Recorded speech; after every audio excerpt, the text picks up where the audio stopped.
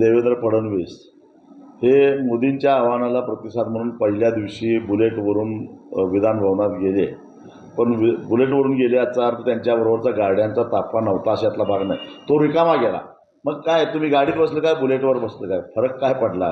त्याच्यापेक्षाही विनोदाची गोष्ट म्हणजे दुसऱ्या दिवशी ते साताऱ्याला आले आणि 1,500 बस भरून माणसं त्यांच्या कार्यक्रमाला आणली गेली.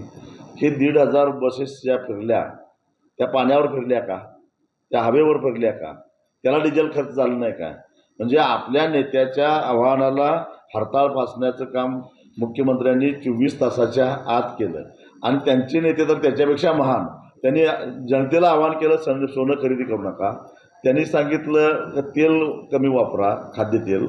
त्यांनी सांगितलं प्रवास करू नका, पोरांना शाळेला पाठवू नका, ऑनलाईन शिक्षण घ्या. आणि स्वतः परदेशात निघून गेले. आणि तेही कुठे गेले?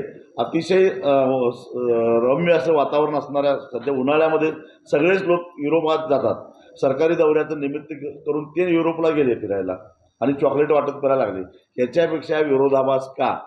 भारतीय काँग्रेस पार्टी का वाढते? तर याचं कारण हे आहे.